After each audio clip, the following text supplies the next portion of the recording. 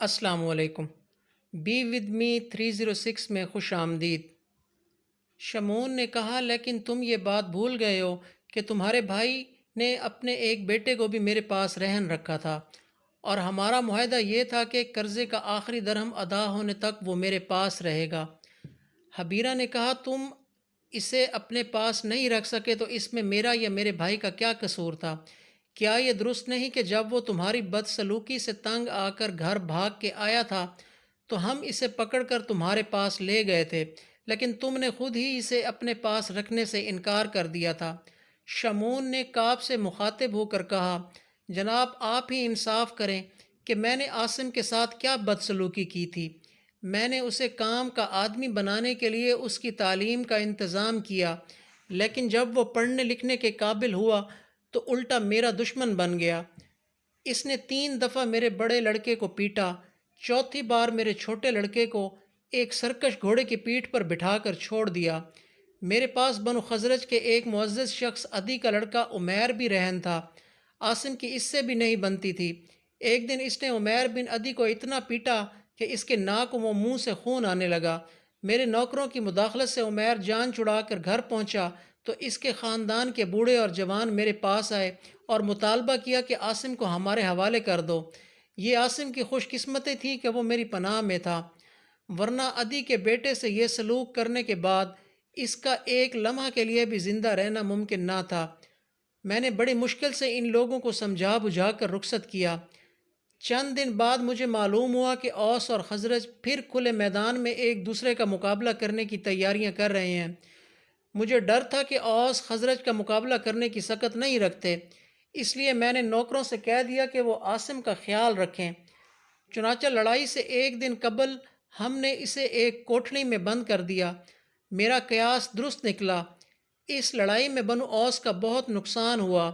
حبیرہ کا ایک بیٹا اور اس کے بھائی کے 2 بیٹے مارے گئے اور میری وجہ سے عاصم کی جان بچ گئی، لیکن اس نے مجھے احسان کا بدلہ یہ دیا کہ جب اس کی کوٹھڑی کا دروازہ کھولا گیا تو وہ باہر نکلتے ہی مجھ پر ٹوٹ پڑا۔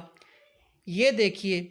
شمعون نے اپنا منہ کھول کر دانتوں پر انگلی پھیرتے ہوئے کہا، میرے 3 دانت اب بھی ہلتے ہیں۔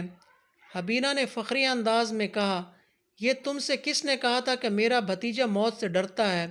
تم تو بنو خزرج کو یہ بتانا چاہتے تھے کہ لڑائی کے دن تم نے ہمارے ایک شیر کو باندھ رکھا تھا۔ تمہیں اس بات کا دکھ ہے کہ اس نے عمیر بن عدی کو پیٹ ڈالا تھا، لیکن تم نے یہ کیوں نہ سوچا کہ آگ اور پانی ایک جگہ نہیں رہ سکتے؟ پھر تمہارے بیٹوں کے دماغ میں یہ خیال کیسے پیدا ہوا کہ وہ میرے بھتیجے سے افضل تھے؟ ہم نے تم سے قرضہ لیا تھا، بھیک نہیں مانگی تھی۔ شمعون نے کہا، جناب میں نے عاصم کو اپنے بچوں کی طرح گھر میں رکھا تھا۔ لڑائی کے دن میں نے اسے صرف اس ڈر سے کمرے میں بند کر دیا تھا کہ وہ ابھی تلوار اٹھانے کے قابل نہیں ہوا۔ اگر وہ میدان میں چلا جاتا تو اس کا انجام اپنے بڑے بھائی سے مختلف نہ ہوتا، لیکن مجھے معلوم نہ تھا کہ اس نیکی کا یہ اجر ملے گا۔ بات دراصل یہ تھی کہ جب عاصم کے 2 بھائی جنگ میں مارے گئے تو اس کے باپ نے اسے اپنے پاس رکھنے کی ضرورت محسوس کی۔ پہلے اس نے یہ کہا کہ میں تجارت کے سلسلے میں شام جا رہا ہوں اور عاصم کو اپنے ساتھ لے جانا چاہتا ہوں، اسے چند مہینے کے لیے آزاد کر دو۔ لیکن جب میں نے ادائے قرض سے پہلے اسے چھوڑنے پر رضامندی نہ دکھائی تو اس نے عاصم کو میرے خلاف بھڑکایا، ایسے حالات پیدا کرنے کی کوشش کی کہ میں اسے واپس کرنے پر مجبور ہو جاؤں۔ حبیرہ نے اپنا غصہ ضبط کرتے ہوئے کہا، تم جھوٹ کہتے ہو۔ اگر ہماری نیت بری ہوتی تو ہم عاصم کو دوبارہ تمہارے پاس لے کر نہ آتے۔ شمعون نے کعب سے مخاطب ہو کر کہا، جناب اسے دوبارہ میرے پاس لانے سے ان کا مقصد صرف میرا مذاق اڑانا تھا۔ ایک طرف یہ مجھ سے مصالحت کی باتیں کر رہے تھے اور دوسری طرف وہ لڑکا میرے بیٹے کے کان میں کہہ رہا تھا کہ اگر اب مجھے یہاں رہنا پڑا تو میں سب سے پہلے تمہیں قتل کروں گا، اس کے بعد تمہارے باپ اور بھائیوں کی باری آئے گی۔ حبیرہ نے کعب سے کہا، جناب آپ اسی بات سے اندازہ لگا سکتے ہیں عاصم کے ساتھ ان لوگوں کا سلوک کیسا تھا۔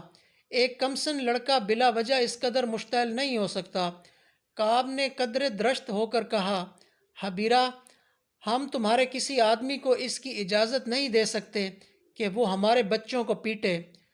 تم بنو خزرج کے مقابلے میں اپنی ناکامیوں کا انتقام یہاں کے یہودیوں سے نہیں لے سکتے۔ میں تمہیں یہ سمجھانے کی ضرورت نہیں سمجھتا کہ ہم سے بگاڑ کر تم ایک دن کے لیے بھی یثرب کی وادیوں میں نہیں رہ سکتے۔ میں نے انتہائی ضبط سے کام لے کر تمہاری باتیں سنی ہیں، اور مجھے افسوس ہے کہ تمہارا یہ رویہ دانش مندانہ نہیں۔ تمہیں قدم قدم پر ہماری ضرورت پڑے گی۔ حبیرہ کچھ دیر سکتے کے عالم میں کعب کی طرف دیکھتا رہا۔ بالآخر اس نے کہا کہ آپ شمون کی غلط بیانی سے متاثر ہوئے ہیں۔ عاصم نے کسی بچے پر ہاتھ نہیں اٹھایا تھا۔ اس کا چھوٹا لڑکا اس کا ہم عمر ہے اور باقی دونوں اس سے بڑے ہیں۔ آپ شمون سے یہ پوچھئے کہ اس کے لڑکوں نے عاصم سے کیا کہا تھا۔ شمون بولا تم خود ہی بتا دو نا۔ انہوں نے کہا تھا کہ آئندہ ہم قرضہ مانگنے والوں سے لڑکوں کی بجائے لڑکیاں رہن رکھنے کا مطالبہ کیا کریں گے۔ عدی کا بیٹا بے غیرت تھا اور وہ یہ برداشت کر گیا، لیکن عاصم اس سے مختلف تھا۔ شمون نے کہا یہ بالکل غلط ہے۔ بات یہ تھی کہ لڑکے عمیر کے ساتھ مذاق کر رہے تھے اور عاصم پہلے اسے بے غیرتی کا طعنہ دے کر اکسانے کی کوشش کی تھی، لیکن جب وہ اس کی باتوں میں نہ آیا تو اس نے بذات خود میرے لڑکوں سے لڑنا شروع کر دیا۔ وہ ہمیشہ میرے لڑکوں سے الجھنے کے لیے کسی بہانے کی تلاش میں رہتا تھا، اور عمیر سے اس کی عداوت سب سے بڑی وجہ یہ تھی کہ وہ میرے بیٹوں کے خلاف اس کا ساتھ نہیں دیتا تھا۔ حبیرہ نے کہا جناب آپ خود ہی انصاف کریں۔ یہ کیسے ہو سکتا ہے کہ شمون کے بیٹوں نے بنو خزرج کے ایک لڑکے سے مذاق کیا ہو اور عاصم کو طیش آ گیا ہو؟ بات دراصل یہ تھی کہ انہوں نے ان دونوں کی عزت پر حملہ کیا تھا۔ عمیر نے اپنے خاندان کی توہین برداشت کر لی، لیکن عاصم برداشت نہ کر سکا۔ اس وقت اس کی عمر 12 یا 13 سال سے زیادہ نہ تھی، لیکن شمون آج تک ہم سے انتقام لے رہا ہے۔ شمون نے برہم ہو کر کہا کیسا انتقام؟ حبیرہ نے جواب دیا تم نے پہلے میرے بھائی کا نصف باغ ویران کر دیا، اس کے بعد ہماری بجائے ہمارے دشمنوں کے ہاتھ تلواریں فروخت کی، اور ابھی 4 مہینے کی بات ہے کہ ہمارے گھر میں میرے بھائی کی لاش پڑی تھی اور تم رقم ادا کرنے پر اصرار کر رہے تھے۔ عاصم کا اولین فرض اپنے باپ کے قتل کا انتقام لینا تھا، لیکن اس پر تمہاری باتوں کا یہ اثر ہوا کہ وہ اپنے باپ کو دفن کرتے ہی گھوڑا لے کر شام کی طرف روانہ ہو گیا تاکہ کسی تاخیر کے بغیر تمہاری رقم ادا کرنے کا بندوبست کر دیا جائے۔ لیکن اب تم کچھ دن بھی صبر نہیں کر سکتے؟ کعب نے کہا شمون میں حمیرہ کو مدت سے جانتا ہوں اور یہ ایک بااصول آدمی ہے، تمہیں اس کے وعدے پر اعتماد کرنا چاہیے۔ شمون نے جواب دیا میں اس کے وعدے پر اعتماد کر سکتا ہوں، لیکن اول تو مجھے اس کے بھتیجے سے یہ توقع نہیں کہ وہ واپس آ جائے گا، پھر یہ بھی ممکن ہے کہ وہ راستے میں ہی سب کچھ گنوا بیٹھے۔ حبیرہ نے کہا میرا بھتیجا اس سے پہلے بھی شام کا سفر کر چکا ہے اور مجھے اس کی فراست پر اعتماد ہے، لیکن اگر اسے کوئی حادثہ پیش آ گیا تو قرضے کی رقم کے عوض میں اپنا آدھا باغ تمہارے پاس رہن رکھ دوں گا۔ کعب نے شمون سے کہا اب تمہیں مطمئن ہو جانا چاہیے، اور حبیرہ تم کو بھی یہ محسوس نہیں کرنا چاہیے کہ میں نے تم پر دباؤ ڈالنے کے لیے تمہیں یہاں بلایا ہے۔ میں صرف یہ چاہتا تھا کہ ہم سے تمہارے تعلقات خراب نہ ہوں۔ آئندہ اگر تمہیں کوئی دشواری پیش آئے تو میرے پاس آ جانا۔ حبیرہ نے اٹھ کر احسان مندانہ لہجے میں کہا میں آپ کا شکر گزار ہوں۔ موجودہ حالات میں ہمارے لیے آپ سے اعانت طلب کرنے کے سوا کوئی چارہ نہیں۔ ہم صرف یہ چاہتے ہیں کہ اگر آپ لڑائی میں ہمارا ساتھ دینا پسند نہ کریں تو بھی ہمیں اتنا قرضہ ضرور دے دیا کریں کہ ہم بنو خزرج سے لڑائی میں برابر کی ٹکر لے سکیں۔ ہمارے قبیلے کے معززین کا ایک وفد آپ کے پاس آنے والا ہے اور مجھے امید ہے کہ آپ انہیں مایوس نہیں کریں گے۔ کعب نے جواب دیا تم اطمینان رکھو، ہم نے پہلے بھی تمہیں کبھی مایوس نہیں کیا اور اب بھی اس شکایت کا موقع نہیں دیں گے کہ ہم بنو خزرج کو بنو اوس سے افضل سمجھتے ہیں، اور ہم بھی کبھی آپ کو یہ کہنے کا موقع نہ دیں گے کہ بنو اوس احسان کا بدلہ دینا نہیں جانتے۔ حبیرہ یہ کہہ کر وہاں سے چل دیا اور اس کے ساتھی اس کے پیچھے پیچھے ہو لیے۔ کعب کچھ دیر ایک معنی خیز مسکراہٹ کے ساتھ ان کی طرف دیکھتا رہا، اور جب وہ نخلستان میں غائب ہو گئے تو شمعون سے مخاطب ہو کر پوچھا، شمعون، اب تم سچ بتاؤ، کیا یہ درست ہے کہ تمہارے بیٹوں نے صرف عمیر بن عدی سے مذاق کیا تھا اور عاصم کو اس پر بلا وجہ غصہ آ گیا تھا؟ ہاں، میں نے اپنے بیٹوں کے علاوہ عمیر سے بھی تصدیق کی تھی، اور عمیر نے تمہیں یہ بھی بتایا تھا کہ عاصم نے اسے تمہارے بیٹوں کے خلاف لڑائی پر اکسایا تھا؟ ہاں۔ تو اس کا مطلب یہ ہے کہ عاصم اوس اور خزرج کے عام لڑکوں سے مختلف ہے؟ جی ہاں، وہ جس قدر ذہین ہے اسی قدر خطرناک بھی ہے۔ ایک دن اس نے میرے منہ پر کہا تھا کہ وہ وقت دور نہیں جب اوس اور خزرج ایک دوسرے کا گلا کاٹنے کی بجائے متحد ہو کر یہودیوں کے خلاف لڑیں گے۔ پھر تم نے ایک ایسے لڑکے کو تعلیم کیوں دلوائی؟ شمعون نے جواب دیا، جناب، جب وہ میرے پاس آیا تھا تو اس کی عمر زیادہ نہ تھی، وہ باتوں سے بے حد ذہین معلوم ہوتا تھا۔ میرا خیال تھا کہ وہ بڑا ہو کر میرے کاروبار میں ایک اچھا معاون ثابت ہوگا اور شاید واپس جانا پسند نہ کرے۔ پھر مجھے یہ بھی امید تھی کہ اس کا باپ میرا قرضہ نہیں اتار سکے گا اور اسے مجبوراً میرے پاس رہنا پڑے گا۔